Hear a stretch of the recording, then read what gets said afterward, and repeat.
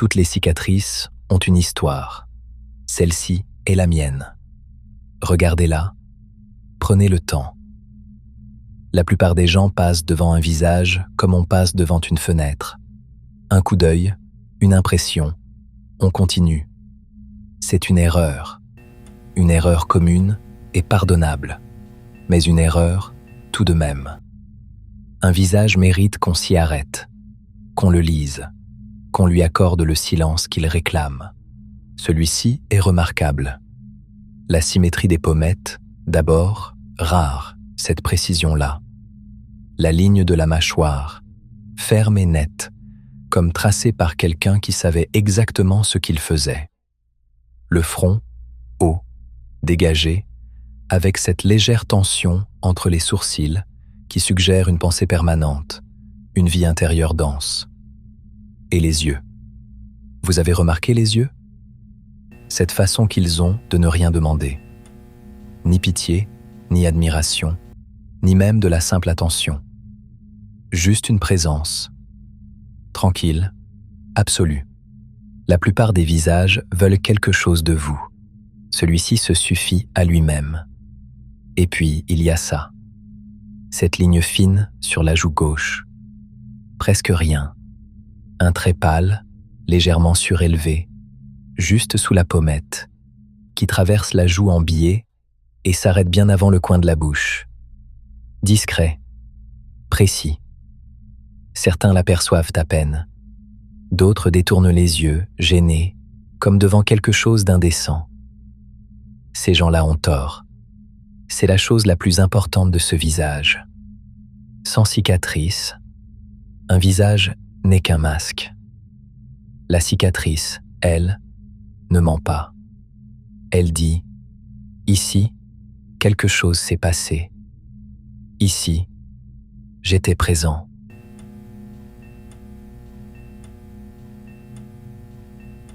Vous savez ce que je reproche aux vivants ?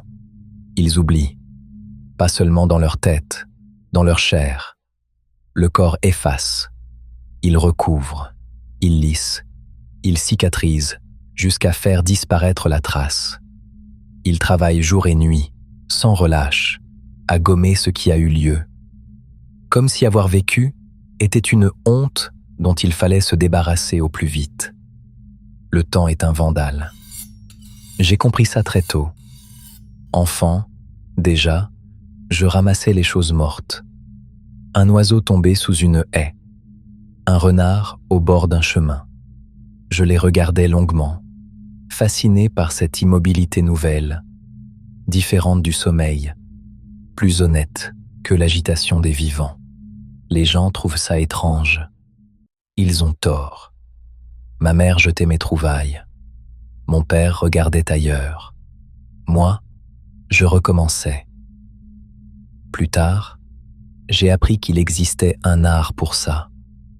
Une discipline entière consacrée à ce que je ressentais confusément depuis l'enfance. Fixer ce qui veut fuir, retenir ce que le monde s'apprête à perdre, donner à l'éphémère la seule chose qu'il ne peut pas se donner lui-même, la permanence. Un animal empaillé n'est pas un animal mort. C'est un animal arrêté. Nuance considérable. La mort est un processus, bruyant, laid, inexorable. Ce que je fais, moi, c'est intervenir avant que le processus ne soit complet. Capturer l'instant juste avant la dissolution. C'est une question de timing. Certains collègues travaillent pour les musées, pour les collectionneurs, pour les chasseurs qui veulent un trophée sur leur mur. Moi, je travaille pour moi. Ma collection est privée, personnelle. Chaque pièce a été choisie avec soin, pour des raisons qui n'appartiennent qu'à moi.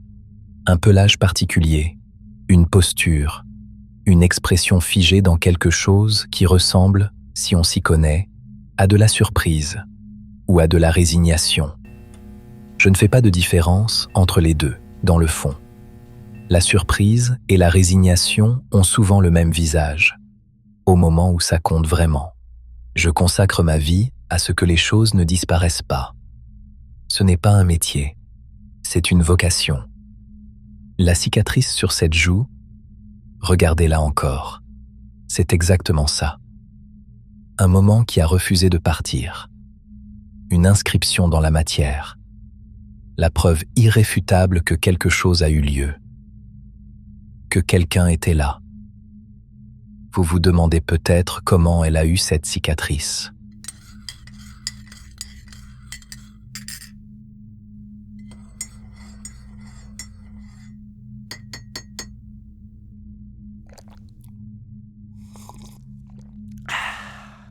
C'était un soir de novembre. Je l'avais rencontrée au printemps de cette même année. Dans une librairie, ce genre de coïncidence qui ne ressemble pas à une coïncidence. Elle cherchait un livre sur les vanités flamandes, ces natures mortes où les crânes côtoient les fleurs, où la beauté et la mort partagent le même cadre avec une sérénité déconcertante. Nous avions parlé longtemps, debout entre les rayonnages. Elle avait une façon d'écouter qui donnait l'impression d'être la seule personne dans la pièce. Pendant quelques mois, je crois que nous avons été heureux, ou quelque chose qui y ressemblait. Elle aimait le printemps, les jardins, la lumière du soir sur les façades. Elle riait facilement et s'arrêtait sans raison devant les choses que personne ne remarquait. Une fissure dans un mur, un reflet dans une flaque, la façon dont la poussière flotte dans un ray de soleil. J'aimais ça. Cette attention au monde. Cette façon d'exister pleinement dans chaque instant. Mais les gens changent, ou peut-être révèlent-ils simplement ce qu'ils ont toujours été. Elle a commencé à trouver mon travail étrange, puis dérangeant, puis insupportable. Elle ne voulait plus entrer dans l'atelier, elle ne voulait plus que je lui parle de mes pièces.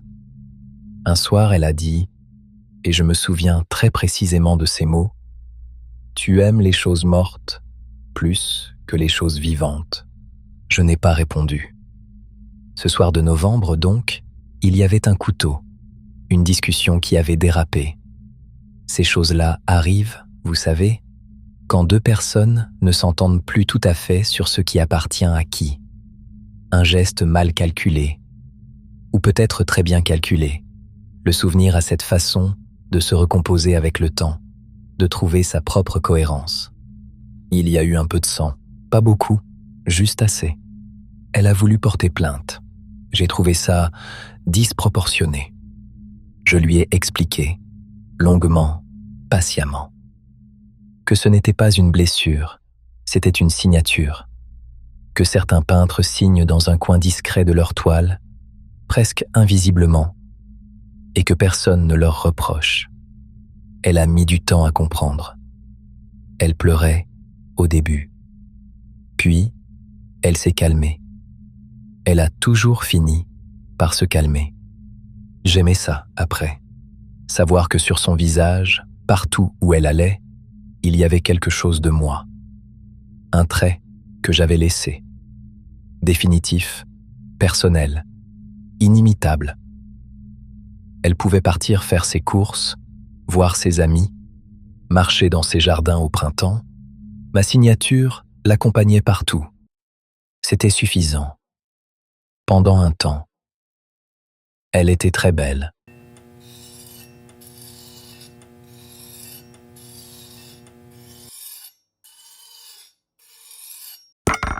Un matin, c'était au printemps suivant, l'air sentait la terre mouillée et elle avait laissé la fenêtre ouverte. Elle m'a annoncé qu'elle avait pris rendez-vous avec un chirurgien. Elle voulait faire disparaître la cicatrice. Elle m'a expliqué ça avec ce ton raisonnable qu'elle prenait parfois, ce ton qui signifiait qu'elle avait décidé et qu'elle n'attendait pas vraiment mon avis. Une petite intervention, disait-elle. Presque rien. Ambulatoire. Quelques semaines de cicatrisation et on n'y verrait plus rien. On n'y verrait plus rien. J'ai souri, j'ai hoché la tête, et intérieurement, quelque chose s'est mis en place, comme les pièces d'un mécanisme qu'on remonte lentement, dent par dent, jusqu'au déclic final. Calme, méthodique, inévitable. Elle voulait effacer ce que j'avais écrit. Une œuvre n'appartient pas à son support. Elle appartient à son auteur. C'est une règle simple, universelle, que même les enfants comprennent. On ne déchire pas le tableau d'un peintre sous prétexte qu'on en possède la toile. On ne rature pas un poème sous prétexte qu'on en a acheté le manuscrit. J'ai attendu. Je suis patient. C'est une qualité indispensable dans mon métier. J'ai préparé mon atelier avec soin. Tout était propre, ordonné, à sa place exacte. La lumière réglée, la température maîtrisée, les outils disposés dans l'ordre précis où j'en aurais besoin. J'ai pris les dispositions nécessaires pour que rien ne soit effacé, ni la cicatrice, ni elle.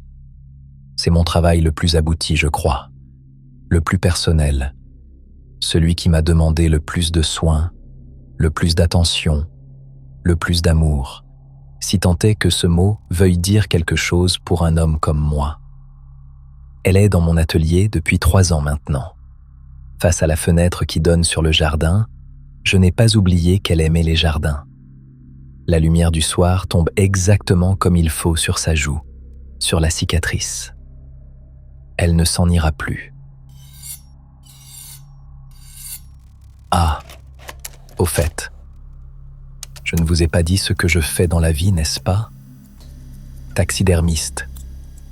J'immortalise ce qu'a été la vie. Toutes les cicatrices ont une histoire. Celle-ci est mon œuvre.